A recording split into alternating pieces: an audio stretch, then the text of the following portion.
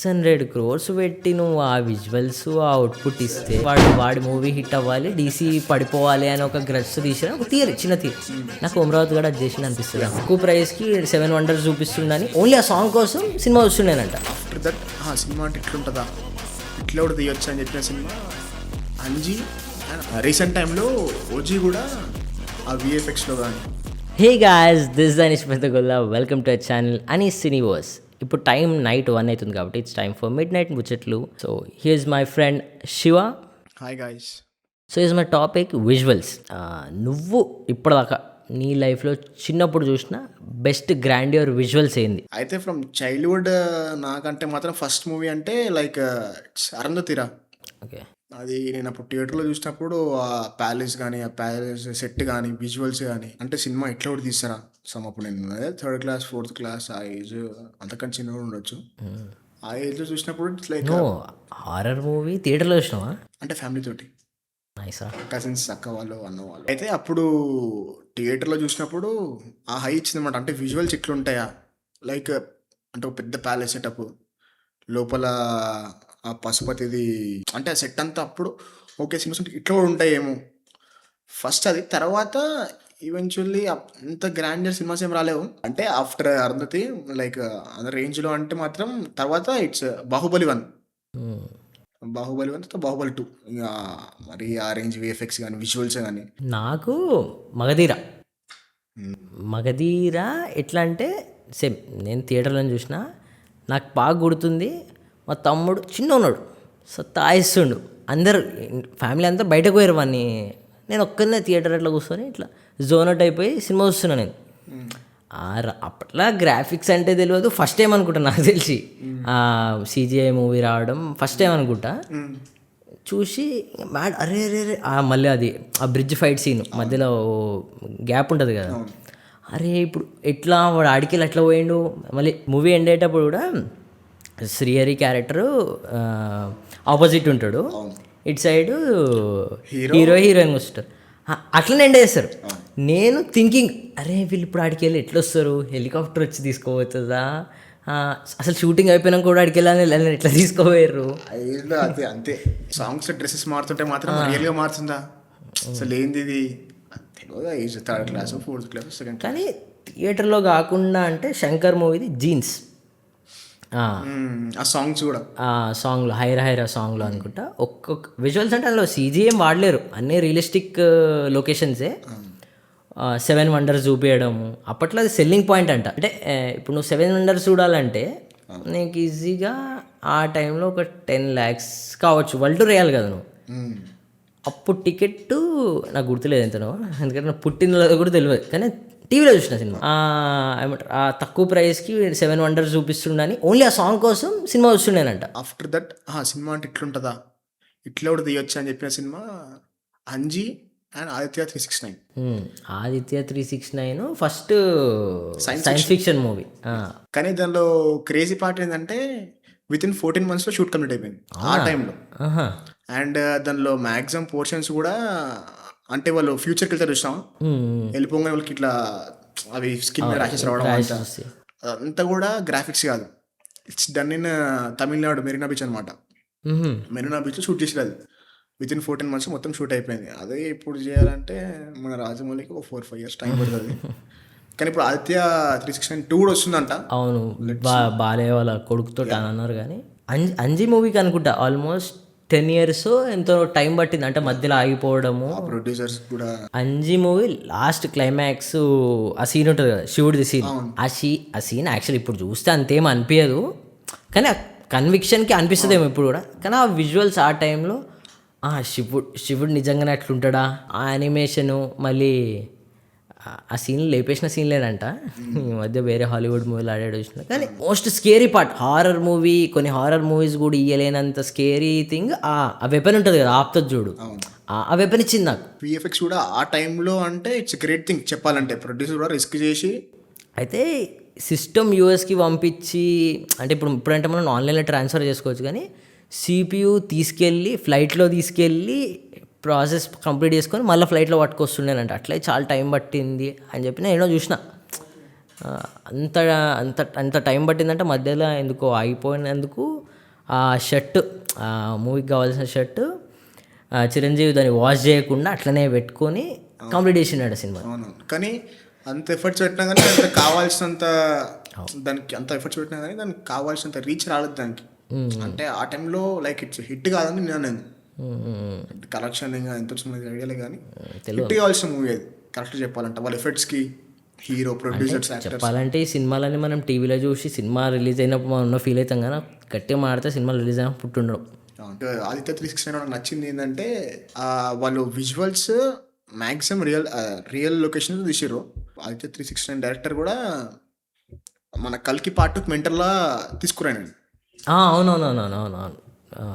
Actually ఇప్పుడు ఆదిత్య 369లో కూడా ఆ టైం మిషన్ ఉంటుందా, అది తయారు చేయడానికి కూడా 4 months టైం తీసుకోరంట వాళ్ళు. లైక్ అదేంటి మెకానికల్ ఇంజనీర్స్ తీసుకొని మనకి ఇప్పుడు చేసారు కదా కల్కిలో అట్లా. లైక్ కల్కిలో తీసుకున్నట్టే ఒక టైర్ తయారంటే అప్పుడు మిషన్ చేయడానికి, అది టైం మిషన్ చేయడానికి ఒక 4 months టైం తీసుకున్నట్ట వాళ్ళు అవుట్పుట్ రావడానికి కూడా. లైక్ అలా 14 monthsలో అసలు మొత్తం మూవీ ఫినిష్ రాప్ చేసేసారు. You all know. తర్వాత ఇట్స్ బ్లాక్ బస్టర్ అని చెప్పి ఆఫ్టర్ విఎఫ్ఎక్స్లో మాత్రం ఆఫ్టర్ 365 బిఫోర్ 365 ఆదిత్య మన టీఎఫ్ఐలో మాత్రం. కానీ రీసెంట్ టైమ్స్లో, అంటే రీసెంట్ అంటే మరీ రీసెంట్ కూడా కాదు, బిఫోర్ విజువల్స్ అంటే without using visual effects, VFX ఏం వాడకుండా రీసెంట్ టైమ్స్లో బాగుందంటే నాకు వచ్చి సీతారామం ఆ వార్ బ్యాక్ డ్రాప్ కానీ, అంటే ఆ ఫ్రేమింగ్, ఆ విజువల్స్ లైన్గా ఆ టైంలో ఒక 2-3 మూవీ సీతారామంలో బెస్ట్ లైటింగ్ ఉంటుంది. మ్యాక్సిమం మన మూవీస్ అంటే హై బడ్జెట్ మూవీస్ కాదు, లో బడ్జెట్ మూవీస్ కానీ mid budget movies cheap look ఇవ్వడానికి కారణం లైటింగ్. ఇలా బెస్ట్ ఫీలింగ్ తెచ్చేదే లైటింగ్. ఎందుకంటే ప్రాక్టికల్ లైట్స్ ఎక్కువ వాడుతుంటారు. అంటే ఇప్పుడు సాంగ్లో క్యాండిల్ వెలిగించే సీన్ ఒకటి ఉంటుంది. ఆ క్యాండిల్ నుంచి అంటే ఆ లైట్, ప్రాక్టికల్ లైట్స్ యూజ్ చేసుకోవడం, ఆ విజువల్స్ బాగుంటాయి.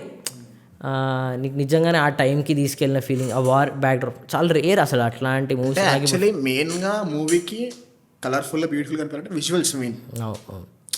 అంతే, దాని కలర్ గ్రేడింగ్ కానీ ఏదైనా బ్యూటిఫుల్గా కనిపించాలంటే స్క్రీన్ మీద మనకు కావాల్సిన విజువల్స్.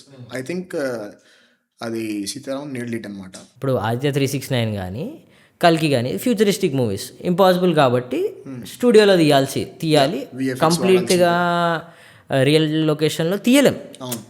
బాహుబలి కూడా ఆ సెట్, ఇప్పుడు రాజ్యాలు ఇప్పుడు ఏడున్నాయి, సో అది కూడా నువ్వు విఎఫ్ఎక్స్ వాడాల్సింది. కానీ కొన్ని మూవీస్ నువ్వు ప్రాక్టికల్గా తీయొచ్చు. అంటే ఇప్పుడు వార్ బ్యాక్ డ్రాప్ తీయొచ్చు. ఇప్పుడు గామి మూవీలో కూడా ఆ హిమాలయస్కి వెళ్ళి షూట్ చేయడం, అట్లా నువ్వు ప్రాక్టికల్గా షూట్ చేస్తే బాగుంటుంది. కానీ ఈ మధ్య ఏంటంటే కొన్ని సినిమాలకి గ్రీన్ స్క్రీన్ వాడేస్తుంది, మధ్యలో గ్రీన్ స్క్రీన్ తెలిసిపోతుంది. అంటే మేబీ మనం మూవీస్ చూసి మూవీస్ కూడా కాదు, పెద్ద మూవీస్ చిన్న మూవీస్ విఎఫ్ఎక్స్లో వరస్ట్ అంటే కొన్ని సినిమాస్, పెద్ద సినిమాస్ ఉన్నాయి. ఆది పురుష్, ఓం రావుత్ని మాత్రం అసలు టీఎఫ్ఐ ఎప్పుడు మర్చిపోలేదు. నాకు ఎవ్రీ మూవీకి గుర్తుకొస్తుండే. లాస్ట్ చూసిన 3 మూవీస్కి 3 సార్లు గుర్తుకొచ్చింది. లైక్ ఆ కట్అవుట్ని వాడాలంటే అసలు ఎట్లా వాడుకోవాలి డైరెక్టర్, మన కల్కిలు ఎట్లా వాడరు, Nag Ashwin. It's sowing purely difference అనమాట. టీఎఫ్ఐ డైరెక్టర్స్కి వాళ్ళ బాలీవుడ్ డైరెక్టర్స్కి షోయింగ్ క్లియర్లీ అంటే ఒక కట్అవుట్ ఎట్లా వాడాలి. ఇప్పుడు విఎఫ్ఎక్స్ లేకుండా సలార్లో ప్రభాస్ కట్అవుట్నే వాడారు. అంటే విఎఫ్ఎక్స్ ఎన్హాన్స్ చేయడానికి వాడి ఉండొచ్చు, ప్రాక్టికల్ ఎఫెక్ట్లు కూడా వాడి ఉండొచ్చు. కానీ లైక్ ఇప్పుడు కల్కి మ్యాక్సిమం 70% ఆఫ్ షూట్ నాకు తెలిసి మొత్తం గ్రీన్ స్క్రీన్ లా ఉంటుంది. Adipurush max 90 to 80% green screen. Adipurush difference దానిది ఎంత ఉంది. అదే అప్పుడు చాలా ఫాస్ట్గా షూటింగ్ ర్యాపప్ చేసిరు అని చెప్పి కూడా వచ్చింది. ఇంత ఫాస్ట్గా అయిపోయింది అని నేను అప్పుడే అనుకున్నా. అప్పుడే మళ్ళీ నాకు ఎవరో అన్నారు కూడా, ఇది మన రజనీకాంత్ మూవీ ఉంటుంది చూడు యానిమేటెడ్, అట్లా ఇది యానిమేటెడ్ మూవీ స్కూల్లో చూపించారు సినిమా. అట్లా ఈ యానిమేటెడ్ సినిమా ఇదేమైనా యానిమేటెడ్ సినిమానా ఎవరు అన్నారు నాకు.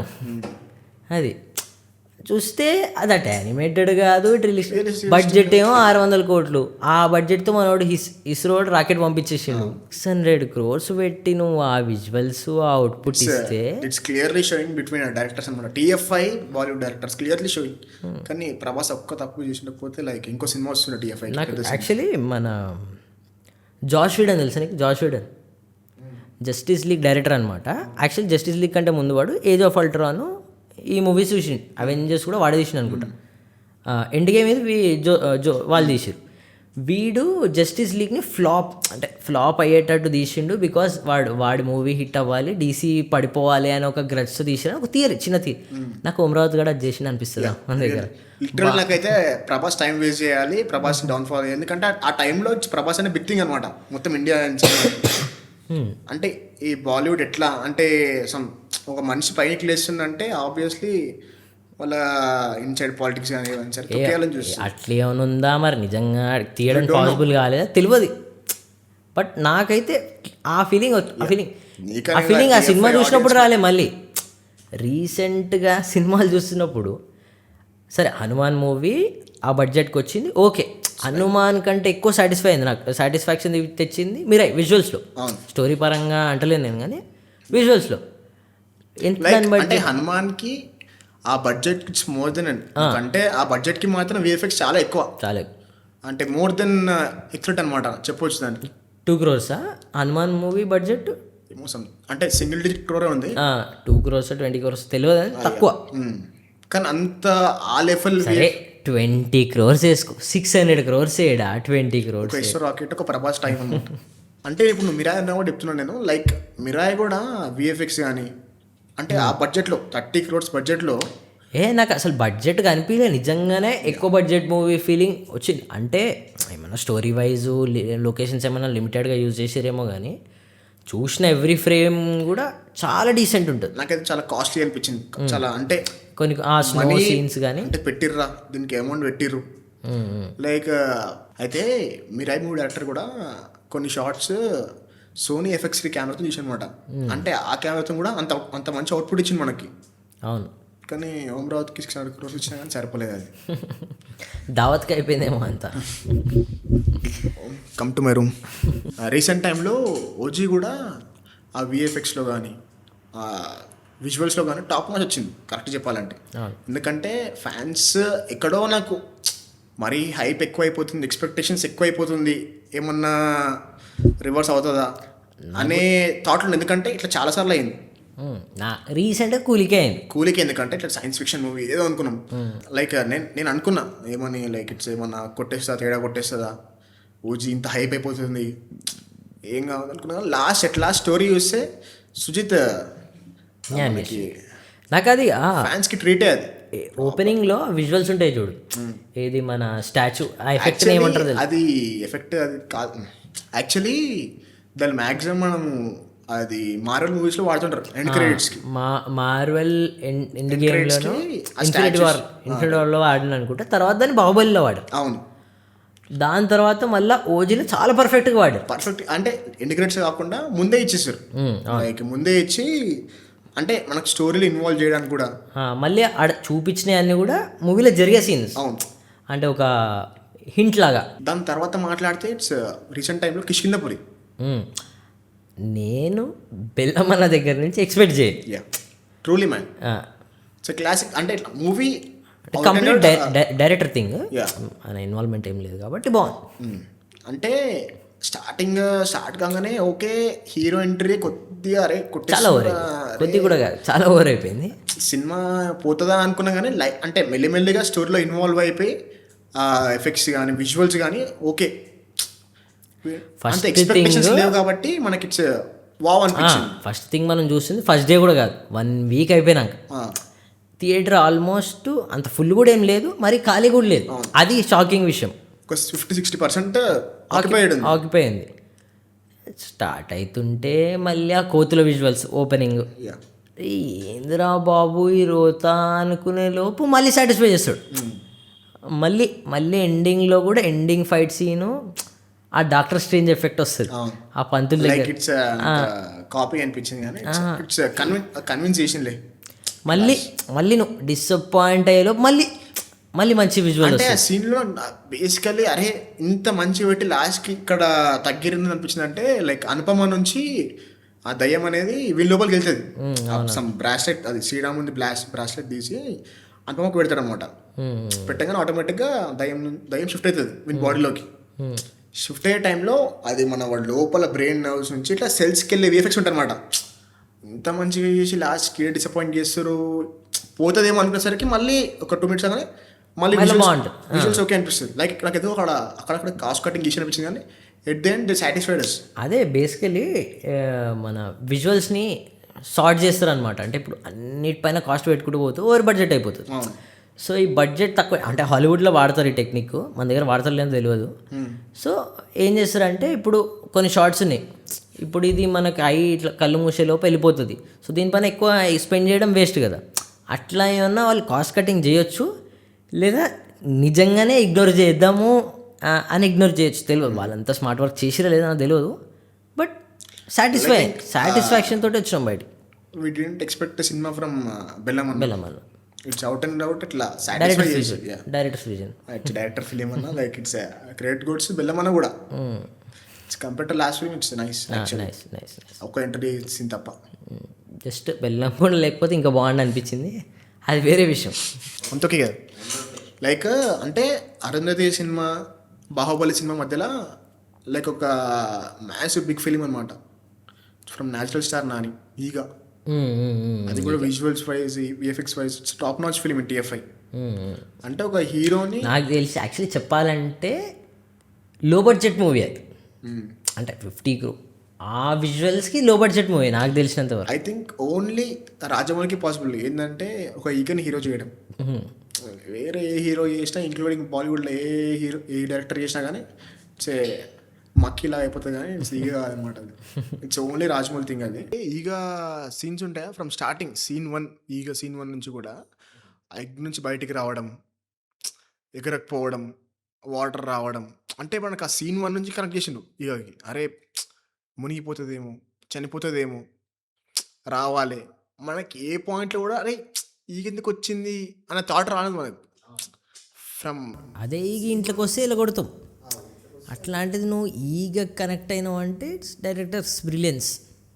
నువ్వు అట్లాంటిది ఆ నెక్స్ట్ సీన్, ఆ బ్యాట్ సీన్, అంటే ఆ బాల్లో స్టక్ అయినప్పుడు బ్యాట్తో కొట్టినప్పుడు అది రెస్క్యూ అవుతుందా అని ఒక టెన్షన్. మళ్ళీ ఒకటి హీరో కిల్ చేయడం అంటే ఓకే, కానీ ఈగ గీయడం అంటే ఇట్స్ డిఫరెంట్ థింగ్.